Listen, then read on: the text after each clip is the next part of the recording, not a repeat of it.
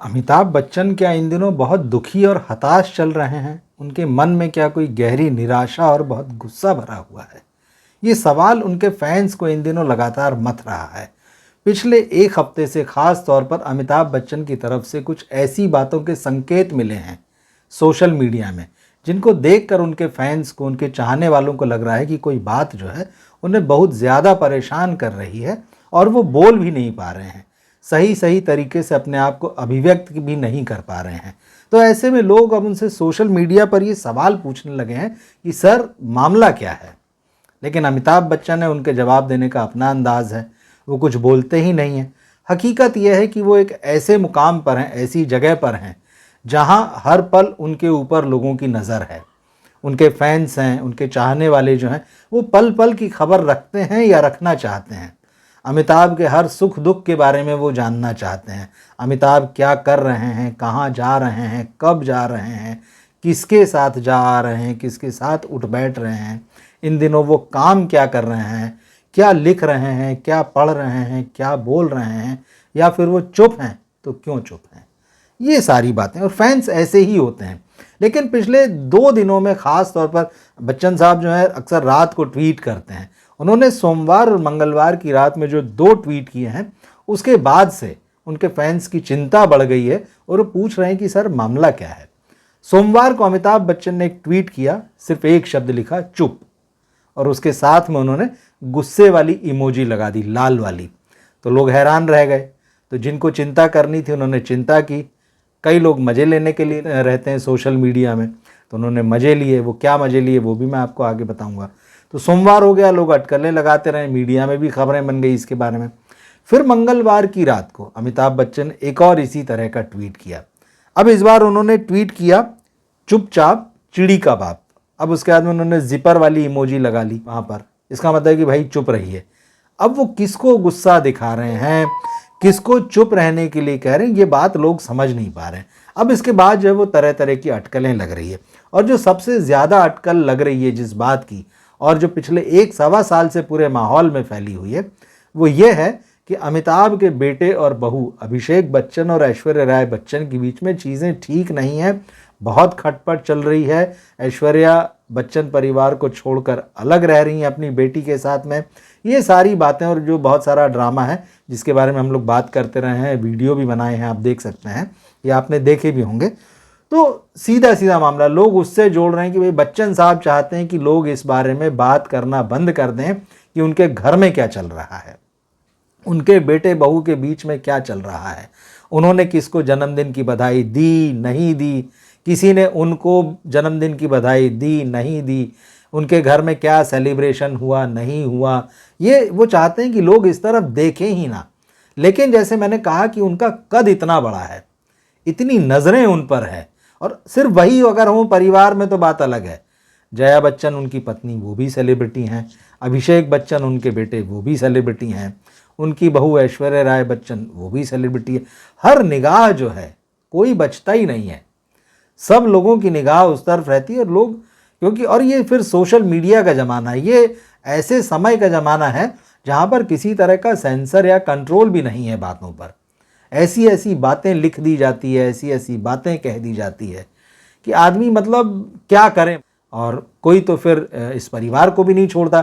बच्चन साहब ने जो शोहरत कमाई थी, जो नाम सम्मान कमाया था, कई बार आप देखिए उनके अकाउंट पर, सोशल मीडिया अकाउंट पर जाके लोग कैसी कैसी टिप्पणियां करते हैं।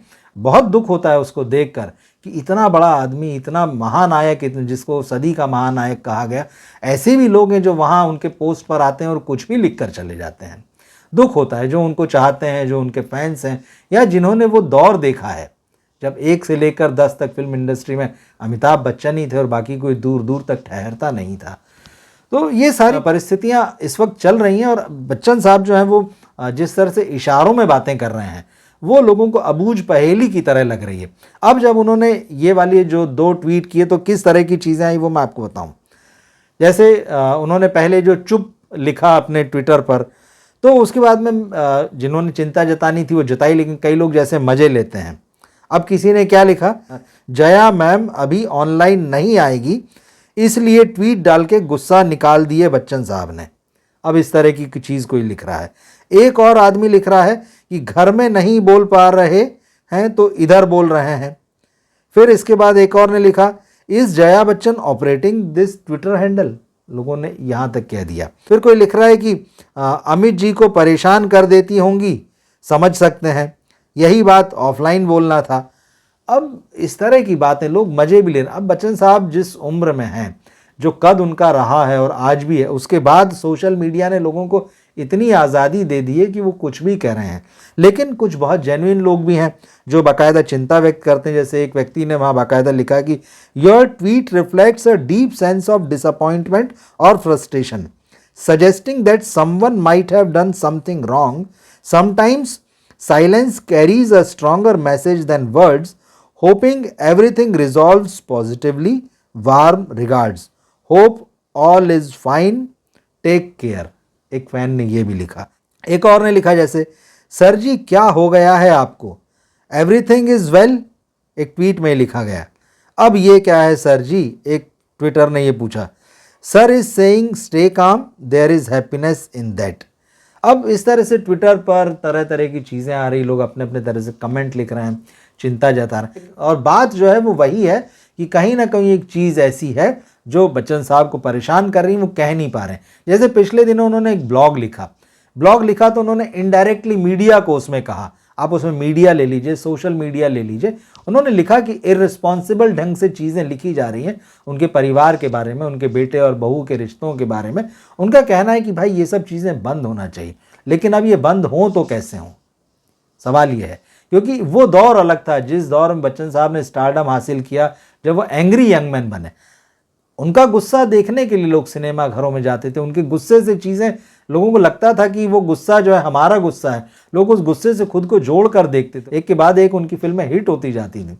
लेकिन आज ऐसा लगता है कि जब वो अपना गुस्सा दिखा रहे हैं यहाँ पे, तो लोगों को फ़र्क नहीं पड़ रहा है और ऐसे भी लोग आ गए हैं जो कि उस गुस्से का मजा ले रहे हैं। और बात सिर्फ मीडिया की ही नहीं है, अमिताभ बच्चन इस बात को भी समझ रहे हैं कि किस तरह के लोग सोशल मीडिया में आ गए हैं और वो जो अपनी बात कहना चाह रहे हैं लोग उसको समझ रहे हैं, नहीं समझ रहे हैं। तो मीडिया वाले पोस्ट के बाद में, जिसमें कि उन्होंने इनडायरेक्टली मीडिया को समझाया था कि उन्हें कैसे वर्क करना चाहिए और उन जो लिखते हैं उनकी बातों का मतलब क्या है, इसके बाद फिर उन्होंने एक दूसरा पोस्ट भी जो लिखा, जो फिर उसके बाद में फिर से वायरल हुआ, चर्चित हुआ। तो उसमें लिखा कि भाई लिखे हुए शब्दों की अपनी ताकत है, अपनी अहमियत है, लेकिन फिर वही है कि जैसे वो सीधे नहीं कहते हैं, वो इनडायरेक्टली चीज़ें कहते हैं और कहीं ना कहीं अपने मन की बात को, दिल की बात को जो वो दबा कर रखते हैं। तो उस पोस्ट को लिखने के बाद उन्होंने अपने पिता हरिवंश राय बच्चन साहब की एक कविता पोस्ट की और उस कविता को भी फिर लोगों ने पढ़ा। तो कविता मैं आपको पढ़ के सुनाता हूँ कि उसमें क्या है। कविता का टाइटल है शब्द संबंध और ये कविता में बच्चन साहब ने लिखा है, हरिवंश राय बच्चन जी ने। मैंने अपना दुख दर्द तुमसे नहीं लेखनी से कहा था, अगर उसने तुम तक नहीं पहुंचाया तो मैं तुम्हें दोष नहीं देता। मैंने अपना दुख दर्द तुमसे नहीं कागज से कहा था, अगर तुमने मुझे नहीं समझा तो मैं तुम्हें दोष नहीं देता। मैंने अपना दुख दर्द तुमसे नहीं शब्दों से कहा था, अगर तुमने मुझे संवेदना नहीं दी तो मैं तुम्हें दोष नहीं देता।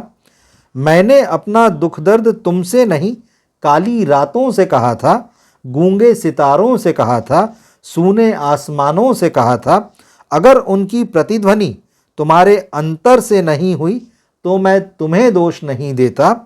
मुझे मालूम था कि एक दिन मेरी वेदना का साथ मुझसे छूटेगा, लेकिन मेरे शब्दों से मेरी वेदना का संबंध कभी नहीं टूटेगा। तो ये कविता है जो बच्चन साहब ने पोस्ट की, नई से नई, पुरानी से पुरानी, ये हरिवंश राय बच्चन जी का कविता संग्रह है, उसमें ये है। तो बच्चन साहब अपने पिता की कविताएं अक्सर कोट करते हैं, लिखते हैं, लेकिन ये कविता जो है वेदना और शब्दों के संबंध को लेकर है कि अगर तकलीफ है तो उसको लिख रहे हैं। लेकिन बात वही है कि अगर आप इतनी काव्यात्मक भाषा में लिखेंगे, कविता से लोगों को समझाना चाहेंगे, तो मुझे नहीं लगता कि इतना बड़ा जो मास है, इतने सारे जो लोग हैं, वो बात समझेंगे। दरअसल ये बहुत ही साफ साफ और खरी खरी कह देने का दौर है। एक शब्द में भी अगर आप चुप लिख देते हैं तो कहाँ कोई चुप हो रहा है। तो मुझे ऐसा लगता है और बहुत सारे लोगों को ये लगता है कि बच्चन साहब को सामने आकर जो भी पूरा मामला है, उन्हें जो भी लगता है, अगर उन्हें लगता है कि भाई मेरे परिवार के बारे में बातें ना की जाएं, तो वो सीधे सीधे एक पोस्ट लिख दें कि भाई मैं आपसे चाहे अनुरोध ही कर सकते हैं, मतलब जब इतनी बड़ी जनता सामने होती है और हर तरह के लोग होते हैं, तो वो कह सकते हैं, अपने फैन से कह सकते हैं कि आप लोग मेरे बारे में बात ना करें, या अगर कोई बात कर रहा है उसको रोकें, इग्नोर करें, इन सारी चीज़ों को शेयर ना करें, ये सारी चीज़ें हो सकती है। लेकिन जिस तरह का माहौल आजकल है, जिस तरह की लोगों के मन में क्यूरियोसिटी रहती है लोगों को लेकर, खासतौर पे सेलिब्रिटीज़ को लेके, उनकी लाइफ को लेके, तो हर कोई उस सवाल का जवाब जानना चाहता है जिसका कि जवाब शायद बच्चन परिवार खुलकर नहीं देना चाहता है। क्या लगता है आपको बच्चन साहब की इस स्थिति को लेकर, जिस तरह के वो ट्वीट आजकल कर रहे हैं, जिस तरह का ब्लॉग वो लिख रहे हैं, आपको क्या लगता है कि उनकी मनोदशा किस तरह की होगी, उन्हें क्या करना चाहिए? ये भी आप बता सकते हैं कमेंट बॉक्स में लिखकर। अगर ये वीडियो आपको पसंद आया तो इसे अपने दोस्तों और फैमिली के साथ शेयर करें, हमारे साथ जुड़े रहें, हमारे चैनल सब्सक्राइब करें। मिलते हैं हम अगले वीडियो में फिर। नमस्कार।